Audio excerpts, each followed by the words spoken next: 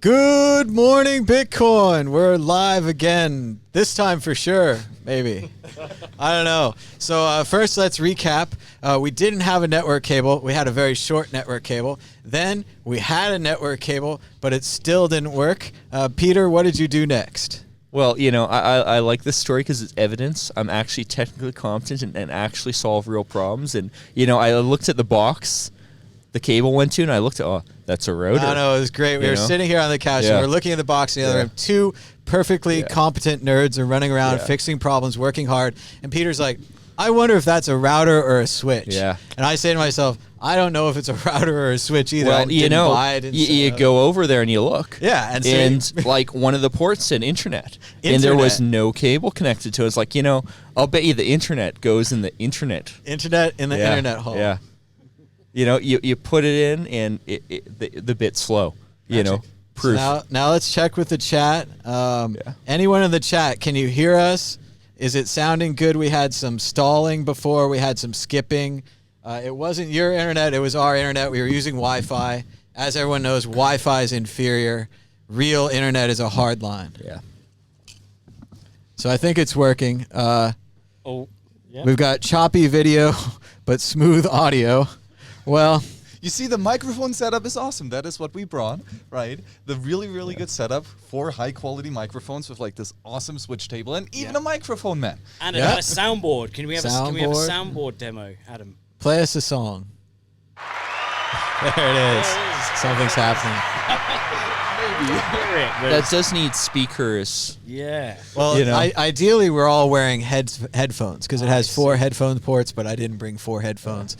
And also, we'd all look weird if we all had headphones on the couch. Well, we should have like a little in-ear buds thing. So it look like, you know, pros, runners. Donate at home. We'll get some more headphone buds. But or direct brain implants. That would be even better. And, you know, you could use these chips for other things as well. Who brought Elon Musk? I know. Human mesh network. He gets rid of all the banks, cuts up all his credit cards, and then he wants a chip in his head.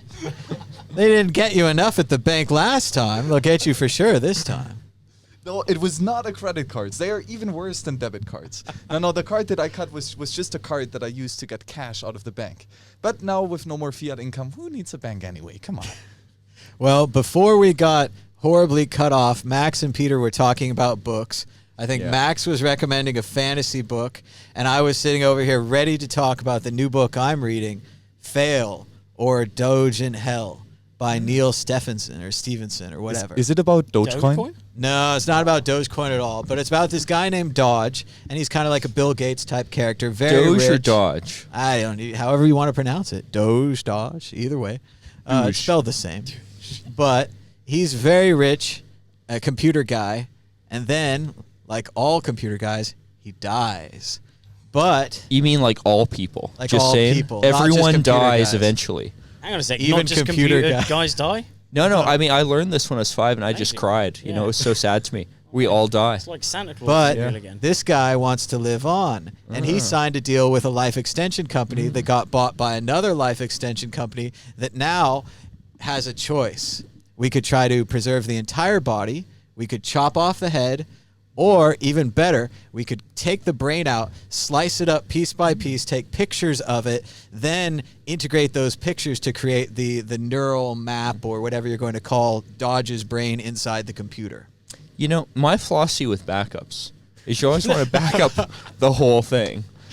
You know, the whole thing. Like, how do I know that, you know, all my thinking happens within it? Maybe like some of it like is in the ears or something. Like, and what about the gut brain? Yeah. Everyone knows there's a second brain in the gut. Yeah, you know, and all the spine, like there's a lot of neurons in there. Like, a lot of potential. Just keep it all, you know, archive it. So cut up everything.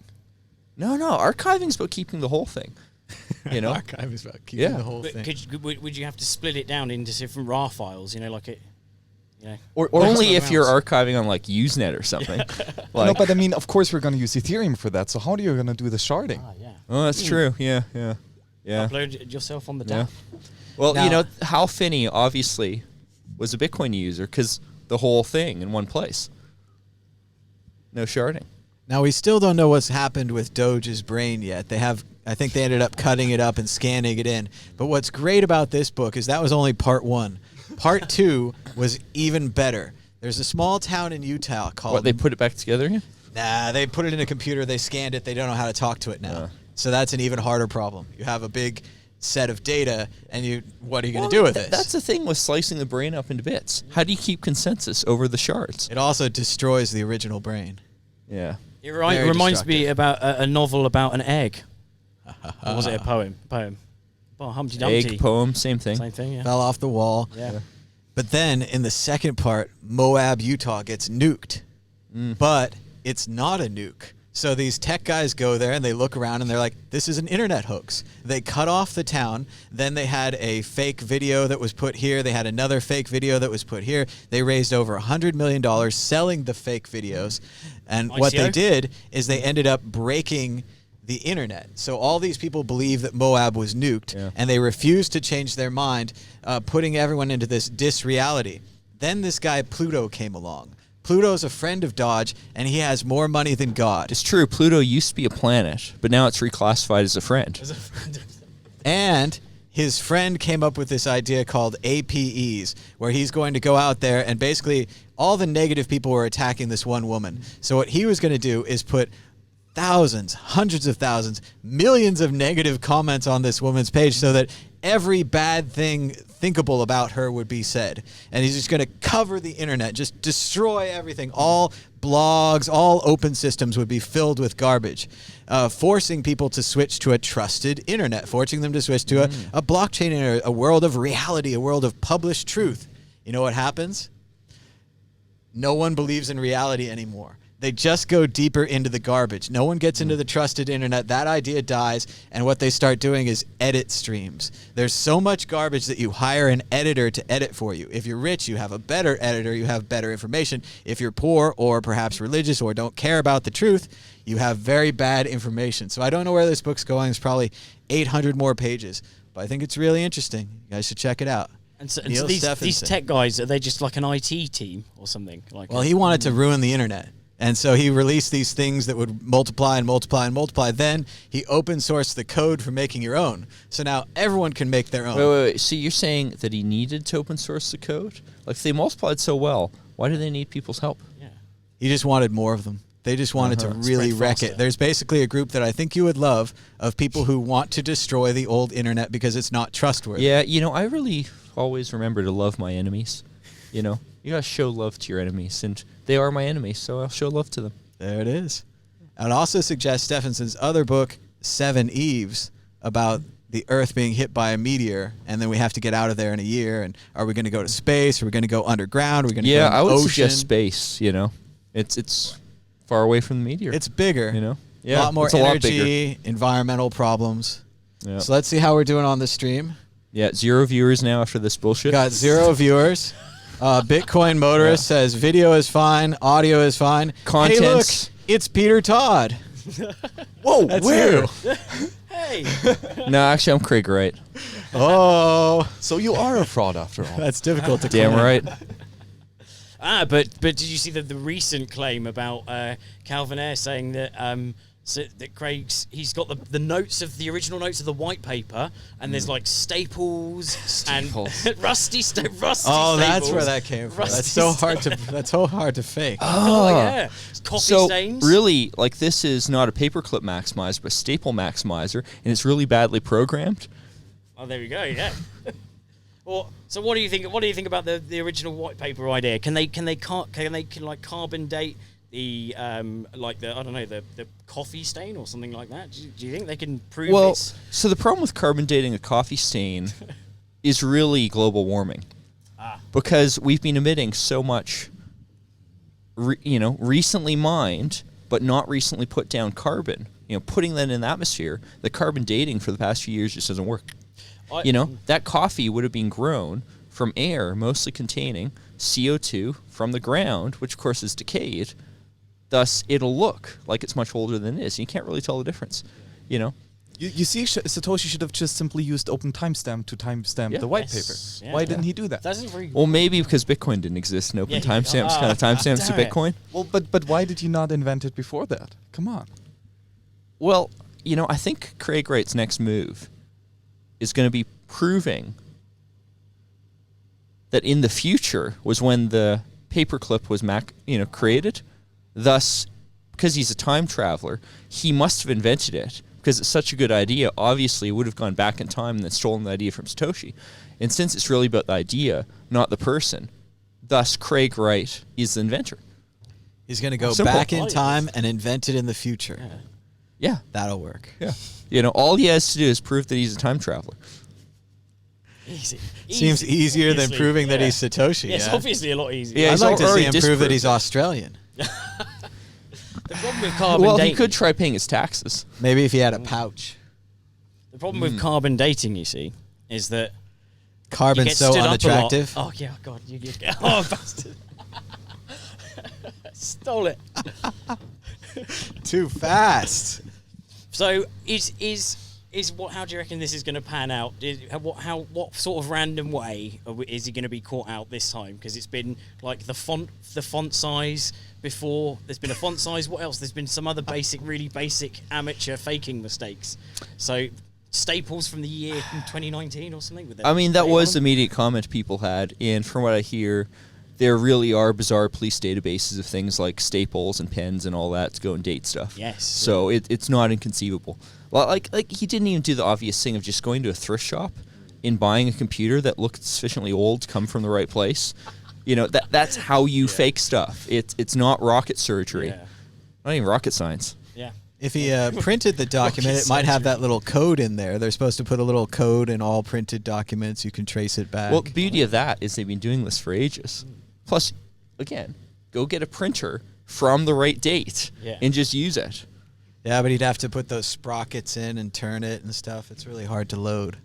He doesn't want Have to you do that. used a printer within the past 15 years? All my printers have little rotaries on the side, green and white alternating lines. And it goes me.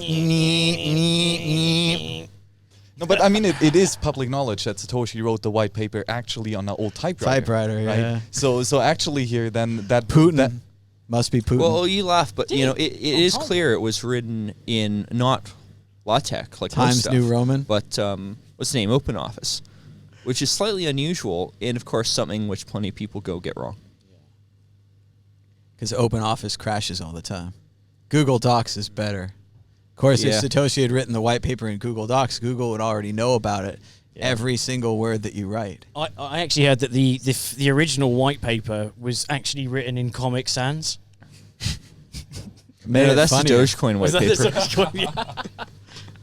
Yeah. Does Does it have Dogecoin have a white pictures paper? too? Does it have a white paper? I thought it had like a psychedelic purple paper. Oh, that. Oh, that. Yeah. That sounds fancy. We tried to do a plaid paper once, but it didn't really get off the ground. It was a cool Ludicrous idea. speed. Yeah, it was going to be very fast. Yeah.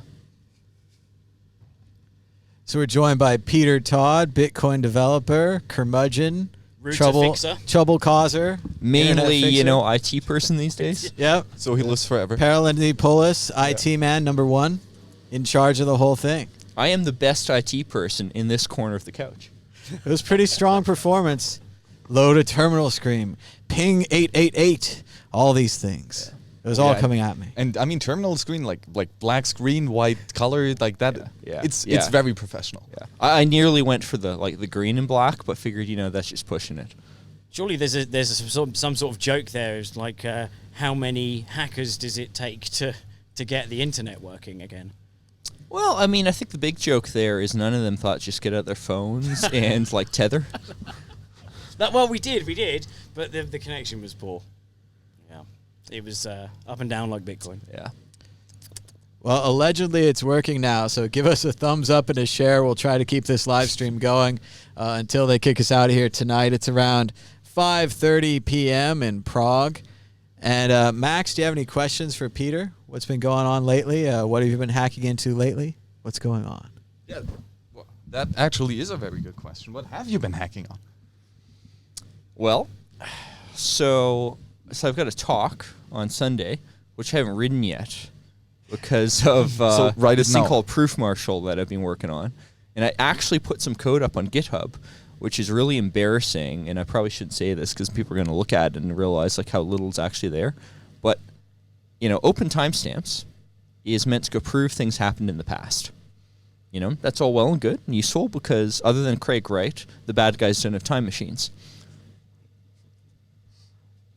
Proof marshal is meant to extend the a little further and say, all right, knowing it's in the past all well and good, but how do you know it's the only thing relevant? Like if I go sell you a house, or, write a white paper that's saying I invented Bitcoin, you want to know not just how old the white paper is, but also, am I the only person to have written a white paper claiming to have invented Bitcoin? And proof marshal is about solving the second problem. And the key idea there is the idea of something called single-use seal. It's a seal that can close over something, like some digital data, and you can only do it once. See, if it was a multiple-use seal, it'd be not very useful. But a single-use seal, that's pretty cool, because a single thing means you have one consensus. So how do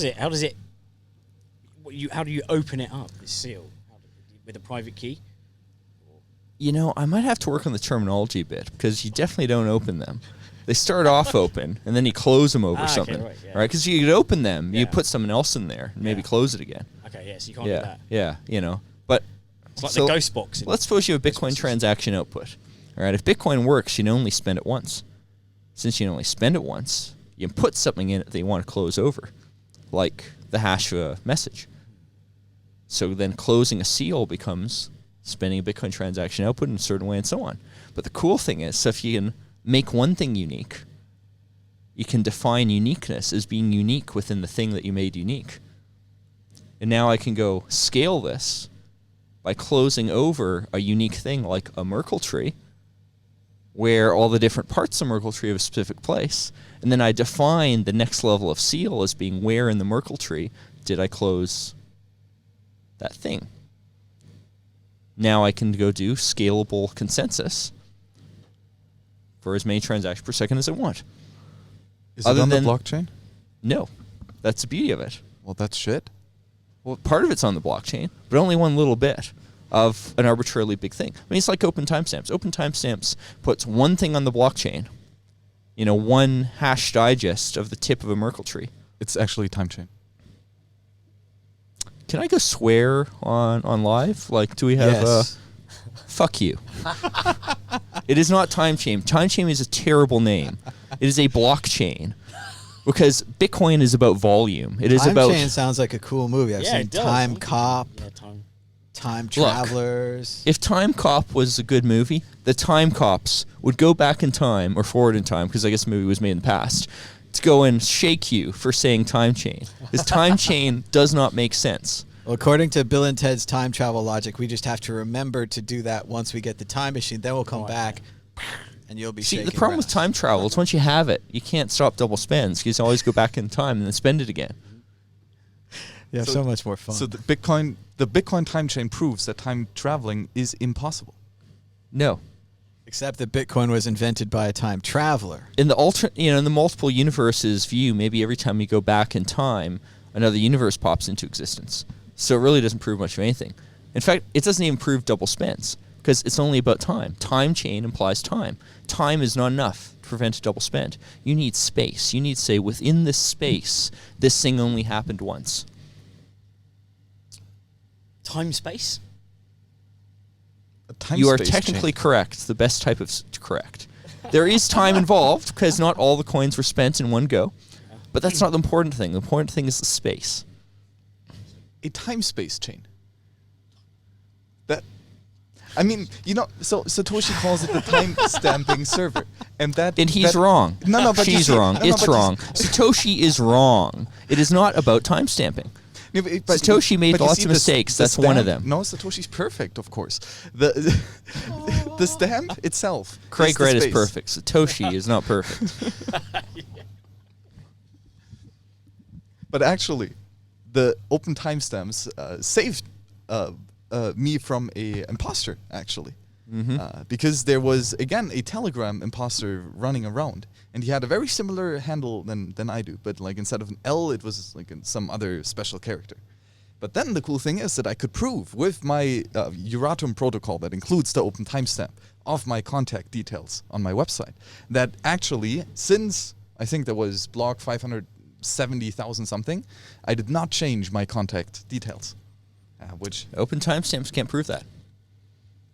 All open timestamps can go do is in the context of that type of attack say the window of time when the attack could have been made was this. But it does not prove that you changed, that you didn't change your contact details, but then didn't tell anyone. Like if I timestamped what is my username on Twitter, I can go do that. I can say, well, at this point, there's some digital data that made that claim, but it does not say whether or not I changed it later. This is why you need volume. You need to be able to say, all right, in this whole space, here's the full set of places where I could put a statement as to know what the heck my Twitter name was. And now I can go search for the whole thing and make sure that nothing changed. And is this code on? Is your open timestamp code? Is that also on GitHub? Yeah, that's been on GitHub for ages. I mean, I started that in 2012. We should fork it and make time space chain. Yes, absolutely. Because you see, based on this conversation, I don't think you're going to successfully do this. Your technical competence in these matters is not good enough. I'm just pretending so that you don't see the threat. No, you see, it's just GitHub, right? You fork it, Control F, like search and replace, open timestamps, open time space stamps. I really need to get a trademark on open timestamps just to prevent this terrible event from happening. Maybe I already traveled back in time and did it while we were having this conversation. Maybe I gave you the idea. Ooh, Inception. Yeah. Years ago. That's interesting because Banksy just opened up a store in Croydon called Gross Domestic Products, something like that. Gross National Products, some kind of Banksy thing where he's trying to copyright it before this greeting card company steals it from him. So he has a whole storefront. I think it's like gross national product or gross domestic product, some kind of word that describes the Banksy art that he wanted to make sure he owned. So he set up a storefront with some interesting stuff inside, and now he's going to be able to act against this greeting card company to maintain his copyright. So you just need to set up a shop before they do. And you can sell This stamps. sounds like a legally incorrect analysis of this. Like, you don't need a storefront to You need hold prior art. copyright. You've got to get the prior art. That's not what copyright's about. Copyright's about a unique expression of an idea or something or another along those lines. Like time space chain. I wish that was a unique expression of that idea. So many bad ideas. You could just call it Spain. I wish I knew offhand how many people were in Spain so I could get a little quip about how like 20 million people are very angry at you right now. Yeah. I was there, but fortunately I was in Catalonia, and they're already mad at everyone else in Spain, so I was with the right group. Yeah, that's true. Yeah. All right, so part of Spain Space chain. would be with you for then hating the rest of Spain, but then against me for describing them as part of Spain. The rain in Spain falls mainly on the space chain. You see, my talk tomorrow here is actually called Time Traveling the Time Chain. So I have to change that title to Time Traveling the Time Space Chain. The blockchain. Now, speaking of talks, I remember once when Peter Todd talked about space pirates that were going to mine Bitcoin with solar power. How's that plan going? Are we any closer to achieving it? We are. I mean, have you seen the success of SpaceX? Like, They're launching they a tested NASA their anti-asteroid system. big thing. I forget what name they called it, but the really big the rocket. spaceship, the big silver one. Yeah, the silver one. And it's such a beautiful design too. It's a big thing made out of really cheap materials, welded on site in the rain. Like rocket science, is like, oh, rocket science, also fancy. That's bad. What you want is, rocket science. Yeah, my brother does that. Yeah, he also makes water towers for a living. Like, they literally hired a company that makes water towers to build their spaceship. It's kind of like in Armageddon, where they just got the drill guys, the oil drillers. the oil drillers. Yeah, they're space cadets. But see, the problem with Armageddon is like, the oil driller guys, like they were the only ones good enough for it. No, you don't want that. Be like, oh yeah, we need an astronaut. Yeah, get some guys off the street, they can do it. Yeah. Like, that's what you want in tech. You don't want tech that's all fancy. You want tech anyone can go understand. You want tech a guy with a fine arts degree after a few drinks can understand. And I am not saying this because I have a fine arts degree. There are many people with fine arts degrees trying to fix the internet today. Yeah. Only one of them succeeded. The internet, too complex. How can we make it simpler? Get rid of I was all the about to people. go say get rid of all the wires, but I think that was the start of your problem. We're happy to be wired now. We're back in the past, back in the future. Are we, though? Can we prove that on the time space chain? Only if you stamped it on the Spain, which we call spamming. You can spam it on the Spain. I admit I'm amazed at how little hate I've gotten from Luke Jr. for open timestamps. Is it anti-religious in some way? You should have less children because of open timestamps. He's just all about, like spamming the blockchain. Other than that one time when his mining pool like had religious quotes. That was good spam. That's quality spam. Yeah, quality spam. Helping Like every people. time you mined Yeah. a block, it gave you a little, one of the Well, songs. so his justification was that Bitcoin, of course, has this Coinbase field, and you had to go put something in it. He figured, well, you might as well put a Bible quote in it. Of course, then you didn't have to put all that much in it. Could have been like a byte or two, and he put a full quote. So I think he was spamming the blockchain. Just saying. Is that included in the block size? Yep. So he actually sacrificed some of his well-earned revenue just to spread the gospel. And with open timestamps, it's interesting. So one of the things that people keep getting proposed is really fancy EC, DSA-based signature commitment scheme to like let anyone make a timestamp while signing a transaction, et cetera, et cetera. It's all well and good. But, of course, with SegWit, the signatures are in the second Merkle tree. And open timestamps works by proving a path up a Merkle tree. Well, that's all well and good for the non-SegWit part, but for the SegWit part, that path goes through the Coinbase transaction. And if you have a mining pool sticking religious quotes, your open timestamps proof would have those quotes in the proof, along with like a whole bunch of other stuff. So that's actually one reason why open timestamps hasn't implemented this fancy ECDSA thing. The other reason being I'm kind of lazy and it's a bunch of complex math. We don't really need it. Will it move on to Schnorr signatures when they get implemented? I'm not inclined to put anything in open timestamps other than hash functions. Hash functions work. And if they don't work, we're already reliant on them anyway, so... And at least afterwards, you've got hash. Yes, you do. I will pretend I don't understand that joke. It's very confusing. We're not savages here. This is Europe, damn it. I mean, Canada did legalize marijuana, so... Hey! Reason to go to Canada. Although, like, It's the first one. it's kind of scary, though, because the government website, where at least in Ontario, you're supposed to go buy all your pot, they ask you for a credit card. And it's the only way to go pay. Of course, credit card servers wind up going through the U.S., and the U.S. will still ban people on entry for ever admitting to ever consuming pot. What? Even though it's legal in some states. It's crazy. Illegal in an entire country that's their neighbor. So, of course... Only neighbor by geographical boundary. Yeah, well... Not by choice. Yeah. But, like, you go pay, and in theory, because they don't accept Bitcoin, now the U.S. knows that you go and smoke pots, and now they could go ban you entry. And then we never saw Peter at any more European conferences. You know, there are flights to Europe from Canada direct, just saying. You could always take a boat. Oh, yeah, you could yacht it. Yeah, I heard a 16-year-old did that recently. Yeah, save Kind the of world. looked inconvenient. Yeah. Lose a couple private keys on the way. Yeah. Yeah. Tragic.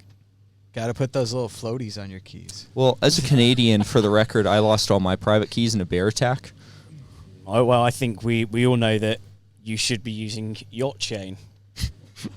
It's the strongest, longest, toughest, smartest chain, obviously. Obviously. Yeah. Now you might be thinking maybe Yacht Chain is too small. That's why we have a new product at Yacht Chain called Cruise Chain. Ah, that's it, yeah. We keep your cruise ship from being stolen. Now you can chain your various cruise ships together no matter where they are. They'll all be connected. You never have to worry about losing your cruise ship anymore. They can't go ashore as well and like tipple over and all that. I mean, I have a relative who, used to be a captain of ocean-going tugboats. So, he's got some practical experience with this whole cruise chain concept because, you get your tugboat, and your tugboat goes and pulls a barge full of tugboats off to Oh. go China to then scrap all the tugboats. Because, if you're running a tugboat company, you really don't want your competitors to go buy up all your old tugboats. You want to get rid of them. That's really the purpose of the tugboat chain. So they just get them, they burn them, as it were. Well, they instead just scrap them off in China. I mean, if the local Chinese people go buy the tugboats, so what? They're not in competition. But, tugboat chain, it's the future. I think that's Yeah. probably one of the that could be a side chain off of yacht chain, or maybe cruise chain needs to be the main chain, and then there's yacht chain. Well, also You know, the remember- great thing chain. is with the ocean, it's decentralized. So you can have, cruise chain. I can have tugboat chain. Yeah. We don't have to compete with each other. Yeah, permissionless. Yeah. You could even link them together. You could link the two chains. I think I'd rather just have my tugboat chain in peace. It's a very independent tugboat. Yeah. It's a great thing about canoe. You can just paddle around by yourself, or a kayak if you have no real skills in paddling. Like if you can't get a kayak moving in a straight line, you're really not very good at paddling.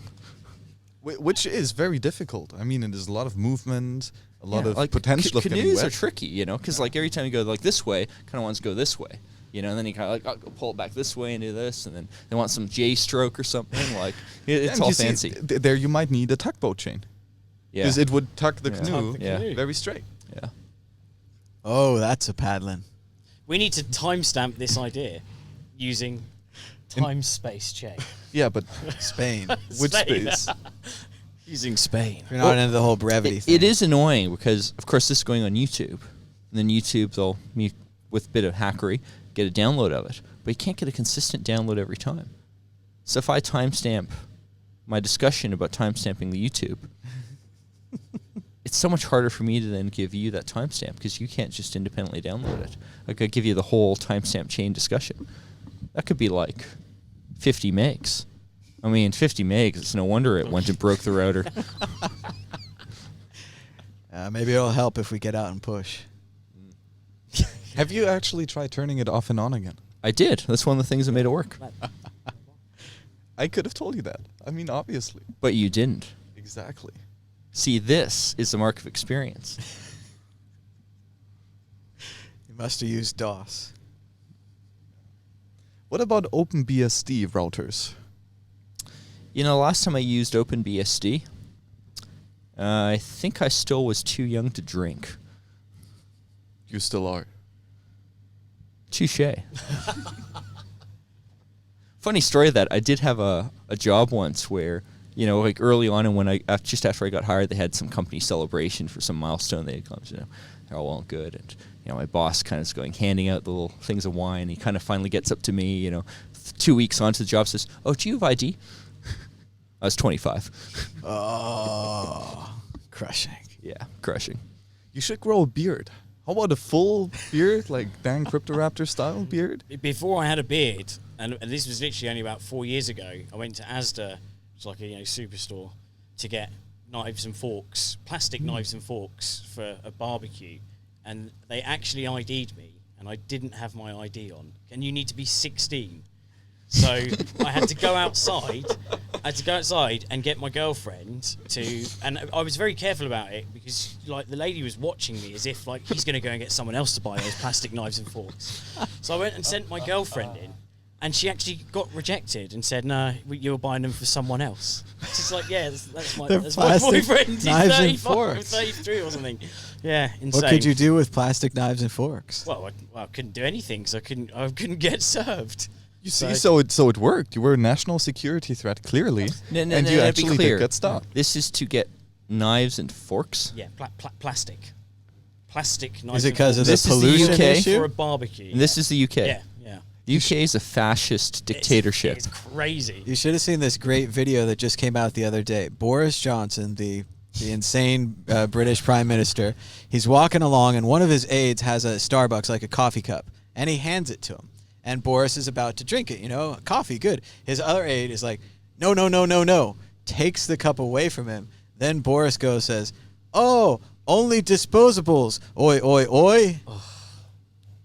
They're calling it one of the greatest political 30-second videos ever because one aide gives it, one aide takes it away. The cup's already been used. The liquid's already in it. The tree's already chopped down.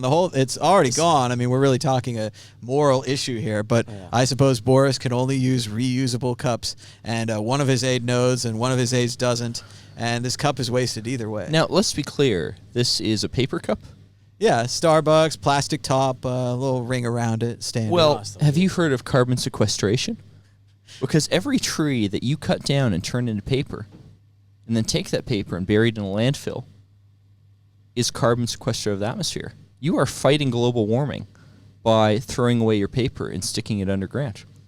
I knew I was doing good. And that's what was so brilliant about that. He was really telling his obviously highly educated supporters who totally understood everything I just said and already knew it. Start littering more. He was fighting global warming. Hero. But not actually fighting global warming because he was pulling a tricky one on the libtards because they knew he was about to go home and put in his bonfire. Like, that's how many meta levels it's worked at. If he burns Yeah. it instead, Yeah. adding Yeah. more carbon to the system. Exactly. Yes.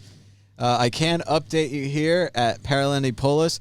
They've replaced the plastic silverware with these strange wooden ones. I used a wooden fork today. No splinters yet, but it's definitely a possibility.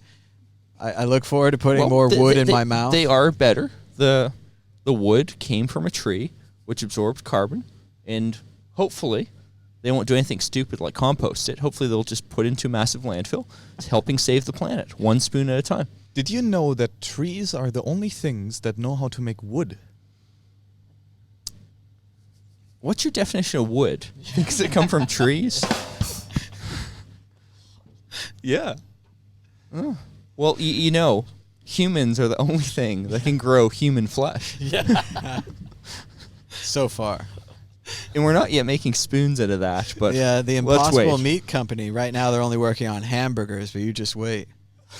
Soylent meat. It's made of artificial people. Hey, you know, there's no animal cruelty if we're cannibals. I can't wait until they make artificially engineered vegan meat. Surely that's coming at some point. There's an acronym for that. AVGMO. Oh, a VGMO. Agmo. Of course.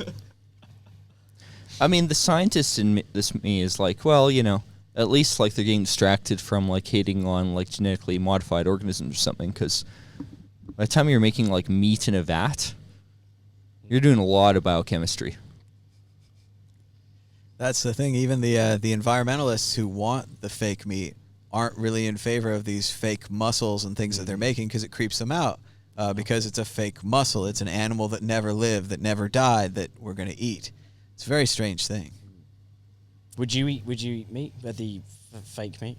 I'll have no choice in the future. Enjoy your meat, chocolate, and bananas right now because there won't be any in the future. Bananas. What's Yeah, wrong with yeah. bananas? It's Are a they- monoculture. Oh. It's like the potato. Yeah. That's what we said there's last time, and then they all got wiped out, and we replaced it with another monoculture. I like the Cavendish. It's a very good banana. And remind me again, how many times have you eaten it recently? I had one today. Uh-huh. Banana a day keeps the doctor away. But let me drag you guys back to Bitcoin. Recently, I read an article about Jared Kenna. I don't know if you guys know Jared. He was an early Bitcoin adopter, ran an exchange, started 20 Mission, this co-working space in San Francisco. Was very wealthy for a while, was starting a craft brewer in Colombia. In the article, it said that Jared, unfortunately, was hacked for at least millions of dollars, maybe 16 million. Pretty standard hack. It sounds like somebody cloned his phone, reset his email passwords, broke into a bunch of his online accounts, stole a bunch of his money. Obviously gave poor Jared almost a heart attack, a real bad feeling, losing all this money. And Jared recently has come back to Bitcoin, and he's looking at the community, and I don't think he's liking what he's seeing. Jared sees that most people are focused on the price. They're focused on getting more money out of it. He mentioned that in his day, people were focused on remittances. Remittances aren't too hot on the table right now. But what do you guys think? Has the Bitcoin community lost its way? You know, I think what that goes and shows is half-factor authentication really warps your mind view. So he should have had a better security system, then he Yeah. wouldn't have felt so bad. Yeah, you should have had proper two-factor, you know? And I don't know why he's keeping millions of dollars online. I mean, if you don't need to trade it, if you don't need to buy $1 million whatever tomorrow, you could keep it offline, right? I mean, what if this is really like a really elaborate IRS scam where he sells it by then hating on Bitcoin after? It's very clever. He's taking said he was taking heart medication and such. He could have faked the whole thing. Like, when you get down to it, this whole remittances thing, I mean, what if what's really happening is remittances with Bitcoin are just getting kind of boring? Well, what about payments? We were talking when we first started that credit cards were hard to use and you had to sign them and all that. Now they have contactless, they have chip and pin, they have international cards, Apple cards. And how would my we have ever phone. beaten that? I don't know if we can. I mean, even right now, I double clip my Apple phone. I It think any becomes a sane, wallet. I think any sane person would have said years ago, and I'm pretty sure I'm on record saying this: Bitcoin's not going to be that good for general payments. Like, if he thought that But how will before, he was Max deluding eat himself. if we don't have general payments? I mean, I did 2 today for drinks and food. Yeah. They took 0 comp, but it worked. I mean, They could accept reverse Lightning it now and here, such. and it's actually working fine. Although it's taking a little longer than I was hoping to find a route. Like full 5 seconds. That's just depressing. 5 seconds is Whew, awful. Yeah. I mean, I'm used to Lightning these days, just like working in a blink of an eye. I blink a little slowly, but it's still about that. So, Dan, what do you think? Is Jared Kenner right? Has Bitcoin lost its way? Well, I mean, I think that there's obviously quite a huge mindset change, from and you see the conversations evolve online from what was being talked about 5 years ago compared to what's being talked about now, and how that landscape's changed. And I think that a lot of people have been taken in by other coins that are maybe quite scammy, for example, and so the wild promises that some of these other coins that they've been making has kind of taken a bit of the shine away from Bitcoin. But with things like Lightning Network, with side chains, with all the Schnorr signatures, there is still that excitement. But obviously, Bitcoin's a lot more rugged. It's a lot more But those are all solid. those are all technical things that would excite people. Does Schnorr signatures make the price go up? Well, I mean, I think what you really see there is like Lightning actually is working. You can actually use it, and it actually works. And That it's must magic. drive Roger Ver wild, right? Yeah, and I suspect that's why you haven't seen a ton of hype about it, because it's not actual hype. It doesn't fit into sort of the hype marketing machine, because the hype marketing machine doesn't work when it actually works. Smart contracts. Yeah, equally, it doesn't fit into the let's go hate on everything machine, because it actually works and you can't go and hate on it that much. You can have nuanced opinions, but certain aspects of it that don't really work. But who the heck wants to go listen to me go ramble on for 30 minutes other than you guys? They're loving it. It's too boring. It works too well for people to realize, actually, they did solve the problem. And great. Yeah, that kind of sucks, right? You have a huge problem, and then you fix it, and then what now? What are you going to moan about? Yeah, Yeah. So we're scaling fine, Max? yeah, pretty much. All our troubles are over? Yep. Now, what about these articles I've seen where they say that Vitalik and Peter Lubin, they knew Ethereum wasn't going to scale from the beginning, and they were okay with it. Is that okay, Max? Guess how many Bitcoin they received in their ICO shill? Right? Hundreds. Yep. Pretty smart. Yeah. Pretty yeah. smart. And then now they say they're going to fix it all with Ethereum 2.0 or 3.0 or whatever it is, right? You know the is two. that restarting the chain? Like, what is it? What is the 2.0? Is it I'll bet you they really want to find an excuse to restart the chain, because then you can do another token raise. yeah. Vitalik's been talking recently about giving tokens to developers. Some people say it's a bribe. Well, given Vitalik knows a bunch of devs and can kind of call himself a dev, of course he's going to say stuff like that.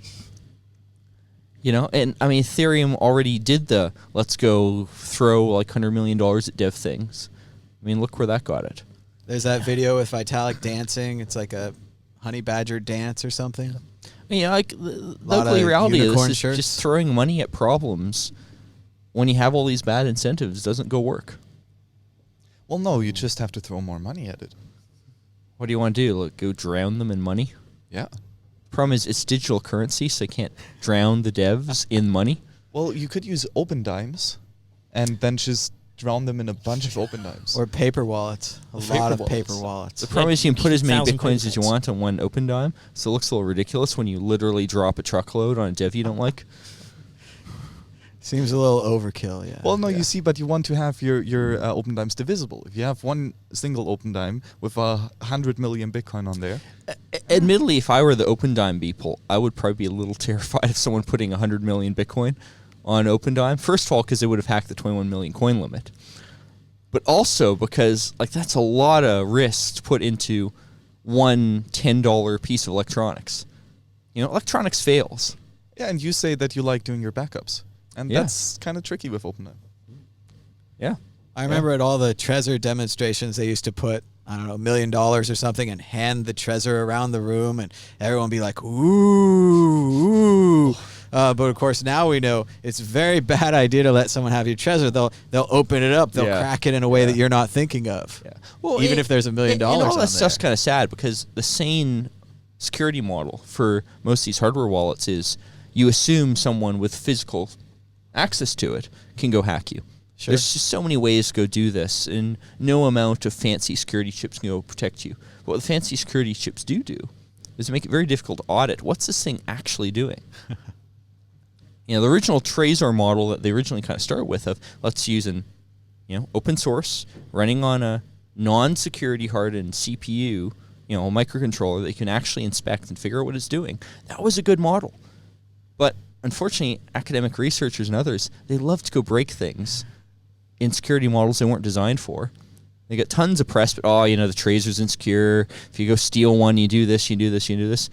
I'm sorry, if you can go steal one, you can swap it out with one, steal the pin phrase from it, and then break the one that was secure anyway. Like, it's just not a sane security model.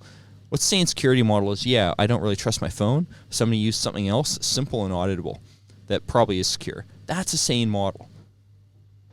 In Trezor is, they're being pushed into making their product worse to solve against attacks that are just not that relevant.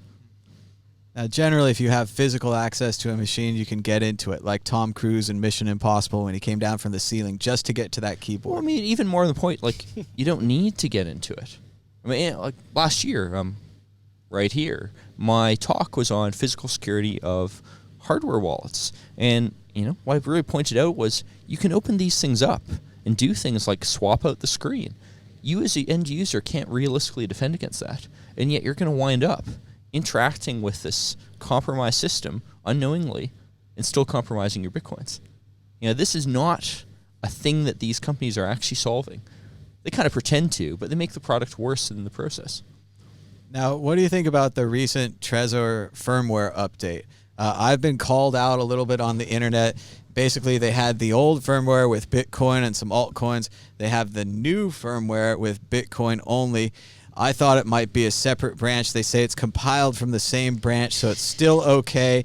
To me, it still seems like two choices, which is twice as much complexity from a user perspective. I worry about people losing their money. They say it's fine, even if you installed over it and then installed back over it. Somehow, your money's still there. They're really pushing back on this. It seems more like a marketing thing than a technical thing. Do you think it's a good idea to have two different firmwares for Trezor, even if they're on the same branch as they say? This is a marketing thing. Like, as a developer, your challenge is to go test your code and make sure it works and so on. If you now have one piece of code that now can be compiled in two different ways, you've just added complexity to all the different interactions and so on. You have to go Now, think about that's what I said, but Pavel Stick said that I wasn't a programmer and that it's actually more like if you had a book that on page 34 it said skip to page 222 and that it's always going to be fine because this. And I was like, but what if the page number is wrong or what if it happens earlier? You remember late? the Choose Your Own Adventures books? Of course. Not all of the paths through the Choose Your Own Adventures books actually made all that much sense. Sure. Because when you're writing a novel where you do skip from one page to the other and so on, that's just more things to go test and more stories to go read through and make them all sense. And with all the skipping and stuff, you're likely to go miss something. Physically, like think of it. You're a programmer. You're looking at a bunch of code. Partway through that code, something gets turned off, and a little further it gets turned back on again, and that chunk goes away. You're not looking at this line of code and this line of code in context. Mm-hmm. You now have things that are distracting you from what's actually going on. Maybe in certain cases, yes, this will be more secure, but it's just not. You can't go call this a Bitcoin-only firmware. And the big benefit here is that it's hiding the altcoins, right? Couldn't they just have a visual thing where you click like don't show the altcoins or show me only the Bitcoin wallet and you could click show all to see all the things? I don't understand the difference between that and this. There's also, they're telling me that the Bitcoiners were complaining against Trezor, saying that the altcoins could have Trojan horses inside them that could steal the Bitcoins a la Crypsy and the alleged Lucky 7 wallet code. I mean, these things don't run full nodes anyway, so they're not going to go in. The code sitting on some server that your Trezor is ultimately talking to isn't going to jump out and hack the Trezor. And if it can, Trezor is really screwed up. The concern for me, like with hardware wallets, isn't actually. I think it's very low risk that someone's intercepted and ruined it. But I think the biggest risk, in my mind, is having something that's so obviously got Bitcoin on it. Like if it's on your phone or a memory card or something, no one's got any idea. I mean, obviously, I'm stood here in a Bitcoin hat, Bitcoin earrings. Bitcoin Well, shirt, I mean, Bitcoin socks. That's some good OPSEC right there. Yeah, You're really on it. But no, like I may not have Bitcoin, but if they had if they Only see that I've got a Doge. Trezor, It's probably not in the T-shirt. I think the second part of what you said there made a lot of sense. I'm an But the idiot. first... All right, maybe that part too. Yeah. But the first part, I think you were quite wrong in that, a bit about intercepting it. Yeah. Like, because it's a Trezor, the interception risk is so much higher. Yeah. Oh, it's a Trezor? If I go and intercept this in transit, I'm definitely going to go and have a chance of getting some Bitcoin. yeah. You don't get that with like a used ThinkPad laptop sitting at a, junk shop. That's probably more secure hardware option in a lot of threat models than the Trezor you go get in a, in a box. I mean, let alone like Ledger, who keeps on saying, "Oh yeah, we don't need to go and seal our boxes. It's secure." No, it's not. The screen is not part of the secure element. Yeah. I interact with the secure element through a screen. I'm sorry, that's just not a secure thing. How could they improve on that? Then, do you think? What's the Well, what would be the I next- think specifically for shipping, Coldcard has it figured out quite well. It's a tamper-evident bag that has a serial number that is printed by only one company in Canada somewhere, and then the serial number of the bag is in the secure element of the chip. So you actually physically see if it was opened, and then if the bag number is different to what's in the chip, then there's something That's going on Well, hang on. Where do you see the serial number? on the screen, which is also connected to Which the came HSM. in the bag? How do you know that the HSM? How do you know the number you see on the screen is trustworthy when you're verifying its trustworthiness by a bag that it's sitting in? Think of your chain of trust here. We need some kind of trusted hardware for the screen. Like some they're, kind they're of like don't get me interlocking wrong. system. Part of that whole idea makes sense. It's just displaying the number on the screen of the hardware you just got shipped, potentially intercepted, makes no sense. You want to go verify that number That's true. on a piece of hardware you already have. And how to do that though? Well, you have a piece of hardware that you got or own because you're not a caveman living in a cave. And then you download an app or something, and you hope both don't get compromised at once. And that's just the reality of all this stuff. It's hope something you have isn't compromised, and leverage that trust to verify that something else you get isn't compromised. and just minimize the attack vectors. To Oh, as an example, like I own a Google Chromebook that I went and bought one day by going up to a store and just picking one off the shelf, and I use it as this is the thing I will go and burn, well, to be exact, make bootable USB disks when I need to go and install something onto a new machine. Because that is my, that's a perfectly good root of trust. Yeah. A Chromebook's a fairly secure thing. Not that likely Google attacked that particular one. It's lots of stuff going on. It's not connected to me. I don't have it logged to my Google account. Not perfect. I could definitely do this better, but it's certainly better than just getting my potentially compromised laptop, burning a USB disk, and going off to another thing that was now potentially compromised. Or could you go even one level up by having Tails on a bootable USB, and then that way it's a completely fresh operating system that's not Googled. Where did the Tails install come from? And I have a funny story about that because I've actually gotten a USB disk from one of the Tails developers. Of course, the problem with that is now you have targeted attacks. Oh, interesting. Yeah, you could have put some sort of signal thing in there to send a. But a perfectly good option there is you get the Tails thing from one of the Tails devs, and you take that bootable, USB disk, run it on one machine, then cross-verify.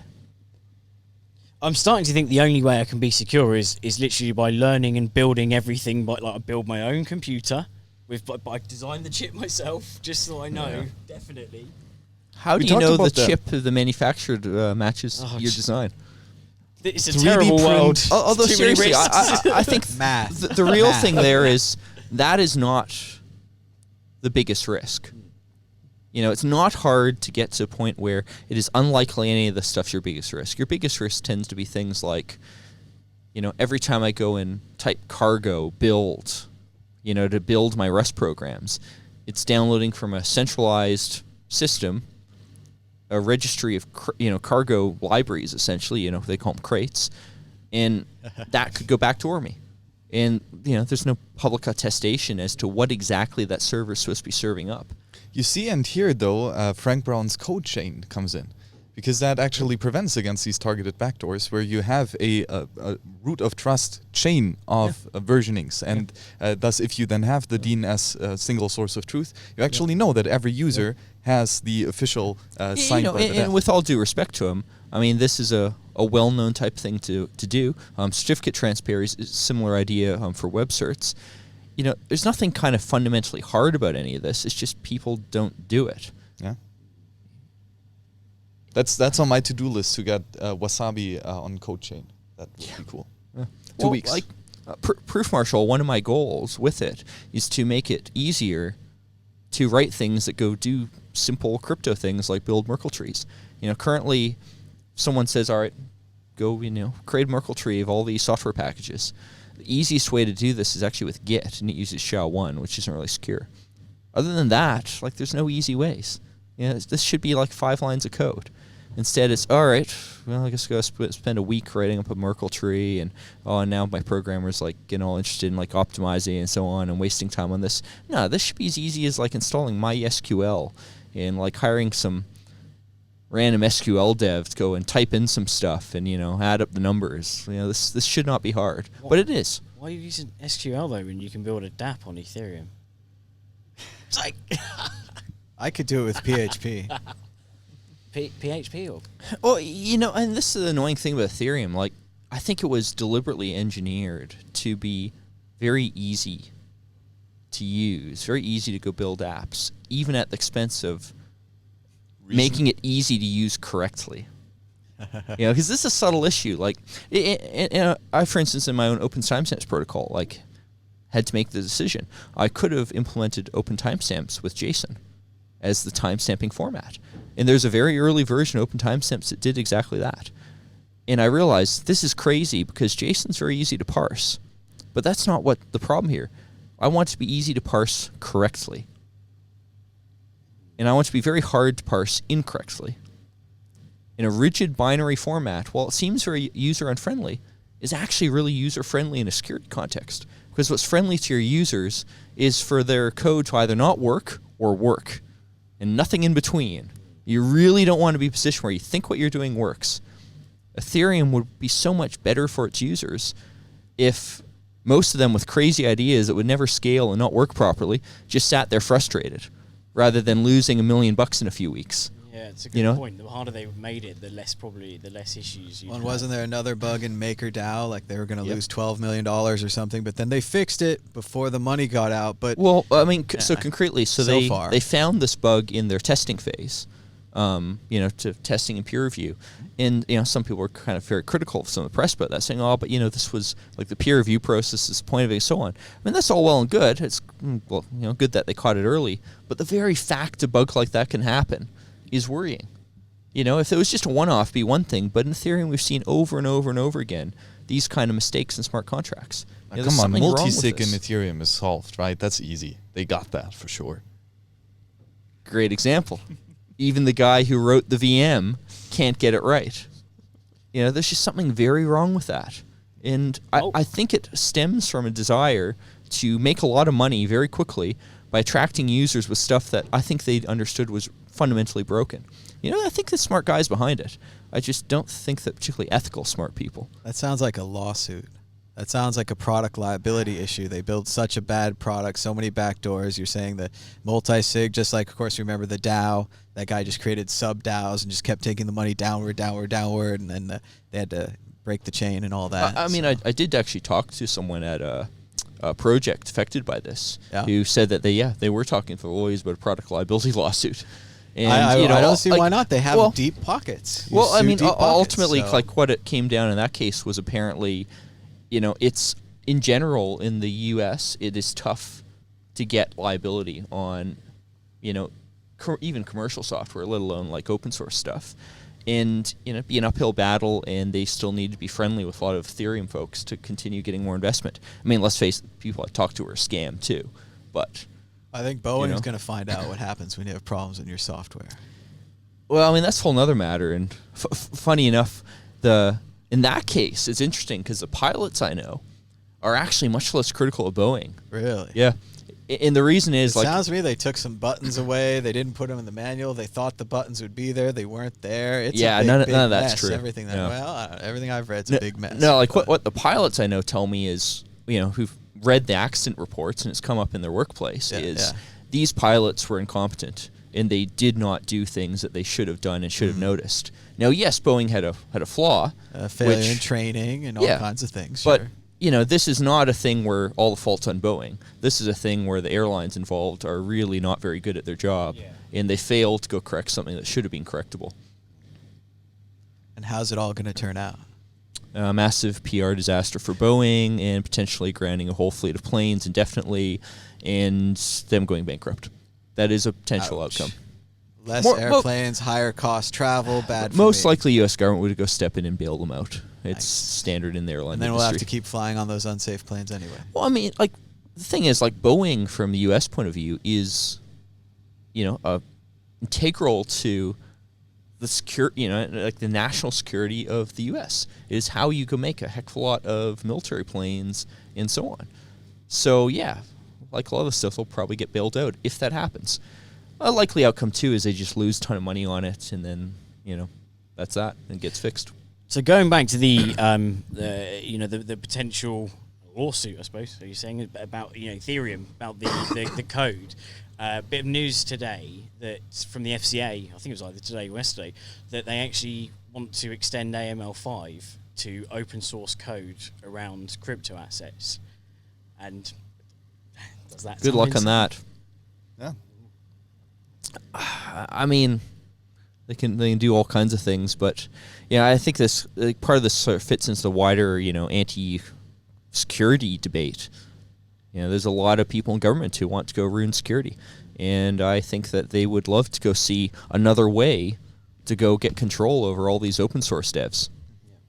This is more than just cryptocurrencies. I think this is a orchestrated attempt to get wrest control over this massive open source community that's creating software that's very difficult to go regulate. Yeah, and I mean, even if these regulations come out, and then we will see projects like GitHub, for example, being a centralized service, as we've already seen, right, with censoring devs out of Iran, for example, that will continue, right? But after all, I mean, the internet is somewhat of a honey badger, so we were just going to run... Somewhat. It's much less so than it used to be. Oh, yes, absolutely. But I mean, like the entire cyberspace, I would rather say. Then we will just run our own Tor hidden services to distribute the Git. I mean, problem is, like, Tor is centralized. And there aren't good ways to get around. I mean, the internet is ultimately quite centralized in a lot of key respects. Yep. If governments really want to, they can screw stuff up. Well, like you go through an ISP, and that ISP can go and whitelist your internet access. They can say, here's a list of things you're allowed to visit, and that's that. At some point, you get into a political situation where recovering isn't really possible without the people in authority screwing up somehow. China is probably at that point. Unless the Chinese authorities screw up, they can probably do whatever they want to the country and have as much fascism as they want. The technology enables this. And it enables us in a way that you couldn't do in the past. Like East Germany, I think, is an example where they were beginning to computerize their records about dissidents. They're beginning to computerize their infrastructure to go and clamp down. I've actually been in the room where they had one of their mainframes off in Berlin. But fortunately, the revolution happened prior to that really happening. It's not really clear that would East Germany have actually fell? Would the Berlin Wall have fallen? Had that been shifted, say, 30 years forward? Potentially you'd have enough technology to keep control in a way that you couldn't back then. And, at some point, like facial recognition gets good enough, you can just keep track where everyone is constantly. And if you can do that, you can do stuff like just arrest people the moment they start to fall out of line. Yeah, then you go Minority Report and you inject your face and Well, like Hong Kong, they're proposing to ban masks. Once you do that, now you can go and track everyone who attends a protest. And it's totally feasible to go put half your population in jail, especially when it's, a breakaway part of a much bigger country. I mean, China's probably big enough that they'd be willing to just go in there with guns and kill everyone. The real issue there is international relations. And it's a lot less messy if you use facial recognition and arrest people. It's much less messy, for instance, in northern China, where the Muslim minorities are getting persecuted and put in massive camps. And we're in a position where this could end up being a repeat of something like the Holocaust. But it probably won't be, because there's enough cameras that they'll do it in a different way. You're not going to kill the people. You'll put them in re-education camps. You'll hide them away. You'll play around with how this works PR-wise. And also, you won't go invade neighboring countries. Had Hitler not done that, maybe Germany would still be under, the Nazi regime. Which they pretty much are. Have you been to Germany? Not that bad. Germany's a success story here. Twice over, with East Germany. But, China, like, it's a different world, and technology enables things in ways that you couldn't before. But it's always a cat and mouse race, though, isn't it? That they will come up with something, but then hackers, people that want to avoid, their facial detection. I don't like that analogy. I don't think it's cat and mouse. I think at some point it becomes a cat and lion, or a cat and nuclear tipped missile. Like, at some point the technology gets so good, there's nothing you can go do. Like a thought experiment I like to give to people is, suppose, like right after birth, everyone's outfitted with a little neck collar with some explosives that could be set off remotely. Could you have a revolution? No, you couldn't. You just couldn't. No. Even if you had the right to bear arms, in a scenario that bad, you probably wouldn't matter. it wouldn't matter. Yeah. Amazing. You can get in situations where the authorities have enough control, they can do whatever they want. And especially with manufacturing becoming more and more automated. A lot of control is about industrial output. If people aren't actually the things that control industrial output, they suddenly don't matter that much. Be a shame if they put something in all these little boxes we carry around with us. Yep. They could just... Like GPS trackers that have such bad security, random people could just go pay phone companies, go and dump logs of location data. Oh, wait, that actually happened in the U.S. That sounds totally safe. That won't hurt anyone at all. But Candy Crush, I want that. Oh, the Candy Crush part isn't the problem. The problem is the cell phone companies. Candy Crush is harmless. So I saw something else interesting on Twitter recently. Bruce Fenton, the Satoshi Roundtable guy, he put this big statement out there. He said I was looking for a challenger, somebody to debate him, somebody to fight him. And the issue that he wanted to fight about, and of course, you have to be careful when someone's choosing what area they want to fight about. They've probably prepared a lot for this, so I wasn't going to stick my neck out there, but maybe we'll get Max out there. What Bruce was saying is that you could no longer say anymore that Bitcoin was the only digital asset.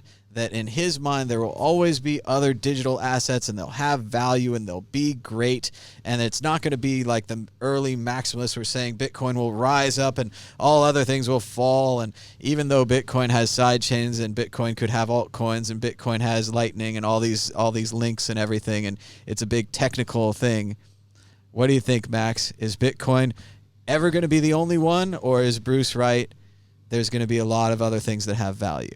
Well, the beauty of Libra and open source money is that anyone can fork it. and easily change a couple lines of code and then have his own project that is pretty similar in many aspects, at least on the code base.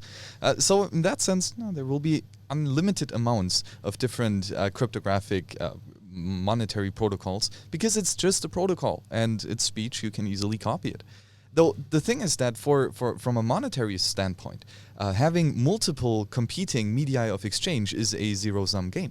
So one party of the trade wins and the other part of the trade loses. And that is actually something that is very special in economics, because if you trade anything other than media of exchange, you have these non-zero-sum games where both parties mutually benefit.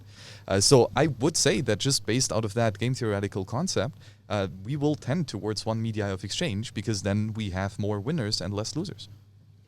I guess it's just inconvenient having a ton of different currencies. Yeah. I mean, I was off last night at a convenience store getting a drink, and I go pull out my wallet, and the cashier just says to me something in some foreign language I don't really understand, and it's like, look at me weird, and well, no number's right, and I give her another thing. No. Of course, then I realized half the currency I'd brought was here and half was a different country, and I haven't really noticed. That's definitely what's going on in my wallet. I've got dollars, euros, but no Czech money, no Budapest money. I don't even know what they use in Romania. So I just keep using my credit card. It's going pretty good so far. And notice how your credit card, other than the back-end financial aspect, part of why it is useful is getting rid of all this friction for having multiple currencies. Now, if you were caring about the financial aspect more, you'd probably also be saying, well, shit, I'm losing 1-2%, which in many cases can matter a lot. Well, there is a foreign transaction fee, but you have to plan ahead and have a special travel credit card that doesn't have a foreign transaction fee. Yeah. So it just adds a bunch of friction. I mean, I think, in a sense, Fenton is right in that, sure, there's technically more than one digital asset, but you're not going to be in a position where a lot of different ones matter. It's just not going to happen. What about the perfect market idea that they keep floating? There'll be hundreds of different assets, and you'll instantly trade your Target for Costco for Walmart, and then you'll buy stuff at Walmart. Yeah, that's just crazy. I think it's crazy too. I think it's just people. The people who push this stuff are the people who have a strong incentive to go sell this idea, because they just happen to go have you a Target coin that they made out of thin air and want to go sell you it. This is just intellectual dishonesty for the purpose of selling coins, selling ICO tokens. Which brings us to your talk that you have here at PP about honesty of developers. Yep. So, I mean, you're clearly a dishonest douche, and you are a developer. So, why do you have any authority to speak on the matter? Because the beauty of science and logic is no matter how much you hate me, I can still convince you. The enemy of my enemy is my enemy, or the enemy of my friend is my enemy is my enemy. If my enemy is using math, I can independently verify. And that's part of I think what my talk's really about. It's that, first of all, we do interact with all these decentralized systems through code. That code is written by someone. Unless we have mechanisms of auditing and verifying that code, they are actually in control. Now, the beauty of code is that independent people can go look at it, specifically open source code. So the question there is, well, how do you optimize this process? Part of that optimization is actually the really dumb thing of, are you actually running the code that other people looked at? If you can't solve that problem, how do you know that any of this auditing actually helped? And we're actually not very good at that. For at least for certificates, for securing HTTPS connections, a huge advancement was certificate transparency, just to make sure that when I go and log into my bank, the certificate protecting that is one that the bank's sysadmins might have actually seen. And if it got stolen, they might find out that it got stolen. It sounds silly, but that's how bad security was. Well, that's how bad security is for code. Again, I think I mentioned earlier, when I type cargo build on, to build my Rust projects, there is no certificate transparency for the actual code that it downloads. Even if I'm not dishonest, other dishonest devs can compromise my machine. And not only will I not necessarily notice, I can't even prove to anyone else. And other people can't notice it happened to me. It's so bad on so many levels. And there's many aspects how we got to fix this stuff. Other aspects of it is like, do you have systems simple enough that independent people can notice when something's wrong? With Bitcoin, I remember reading the source code for the first time, and my reaction was, yeah, this is actually pretty simple. I had to put some time into it. Probably took me a couple days, kind of read through it all and write out my little diagrams on paper and so on. But I felt at the end of that, all right, I got a pretty good handle on what it's doing. So Craig explained it well. Yeah, Craig explained it real well. And I could do that with, frankly, very little like crypto experience back when I did it, probably in 2011, 2012 or something. On the other hand, you look at like the Zcash inflation bug. Not many people in the world could have noticed that. Very, very, very few. And even worse, of course, Zcash likes to use hard forks to upgrade. Of course, they're not honest enough to call that. They just call them upgrades. Well, if you do that, then all the people running an old version, their code can no longer double check what the new code's doing. And now you have, rather than two different independent things auditing it, now you have only one. That really surprisingly increases the risk. On Bitcoin, every single version people have run, basically back to the beginning, is compatible and works, and you have many different ways to notice something's wrong. It's also a protocol simple enough, and of course transparent, that even independent implementations have a reasonable chance of working reasonably well to go throw up an error. And I think the big example I give is, like many people will write, say, blockchain explorers. They'll have their own SQL database and stuff of, what coins got spent in what. Those systems are not going to be consensus compatible. It's nearly impossible to make it bit for bit exact. But what you will notice is sort of the big problems.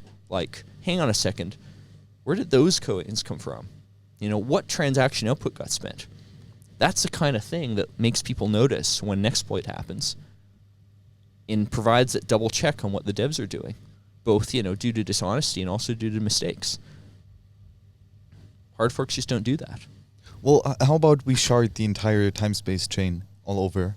Because then we will have so many different dimensions of space and time and sharding that, and everything on chains. So it will just be so much easier to notice. Well, you joke, but like the big issue with sharding. And I thought about how to go shard consensus for a long time, and I put a lot of effort into it. And over again, I've come to the basic conclusion of, well, it's all well and good, but if my shard is verifying this, I'm depending on what's happening there, because the definition of valid coin in a system like Bitcoin is every transaction that precedes it is valid.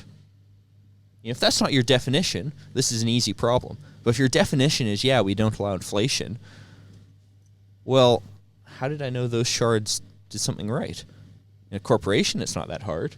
You assign some master sysadmin to oversee a board of auditors and then audits every single one and so on. But it's really tough to do in a decentralized system, particularly do it in a decentralized system in a way where if something happens, you will reliably notice. And from what I've read for what Ethereum's proposing, they're basically just hand-waving around this problem. And like a lot of Ethereum stuff, they're basically saying, well, it'll probably break. We'll do some hard fork and patch it out and so on. As it is, like, hardly enough people run Ethereum nodes to even notice when something goes wrong. You can't practically validate the Ethereum chain right now.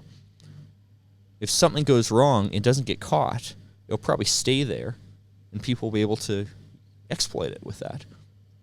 Ripple famously has a big chunk of their history known to be missing. Well, what happened? We just don't know. How could that even? How could it be missing? Tragic boating accident. Ripple, it's really simple. Ripple is a centralized system where when you start up your Ripple node, it trusts what a central set of servers has done and claimed to be true, and you just download that snapshot of that database and go on from there. You don't validate what happens before. There's very little mechanism to make sure that the evidence as to what happened before is even available. Whereas with a Bitcoin node, well, we do have things like, assume valid blocks where you don't double check every single signature. At least the evidence is there. so someone can easily turn that feature off and truly rerun all the code from the beginning.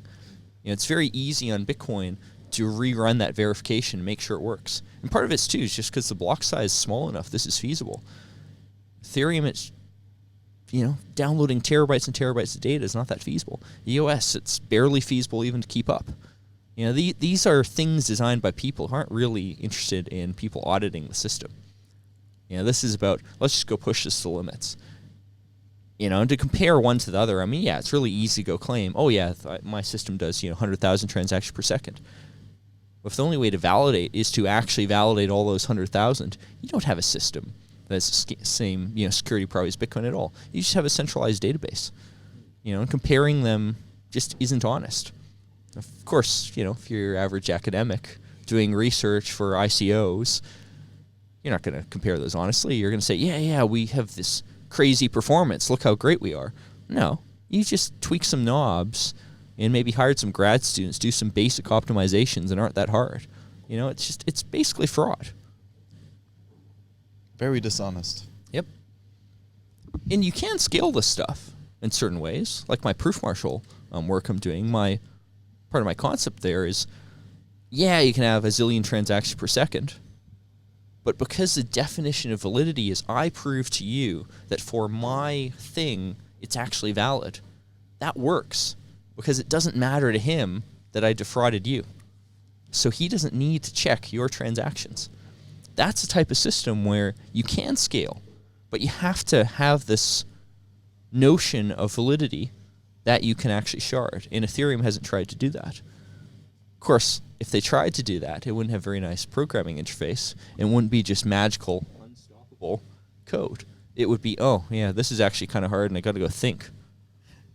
So with Proof Marshal, there is sharding. So the marshal is being sharded. Well, so concretely, the thing I mentioned earlier about single-use seals, the scalability technique is to say, we will take this thing, we will make this Merkle tree unique by committing it to something like Bitcoin, which we already know is unique. And now within this Merkle tree, we can say, for a particular part of the Merkle tree, I can prove to you what happened. I'm only proving to you the thing I'm going to send you. I'm not giving you any data about the thing I sent him. And then you independently verify that all this happened the way it should have, and that your program comes to the conclusion, yes, I gave you a house or a CryptoKitty or whatever it was. Now you know that happened, and there's no way to double spend that, so you actually got that asset. And because you independently verified, he doesn't have to, because the definition, your stuff, the validity doesn't depend on his stuff, so it scales. It's just harder to go make things that people would like to go do, particularly things that are actually not possible to scale. There's many ways to write a crypto concept, which fundamentally isn't scalable. And I think part of the dishonesty of Ethereum is telling devs, oh yeah, this all works. It'll work. I'm sorry, it just won't. And you shouldn't make those promises. And it's getting worse all the time with Ethereum.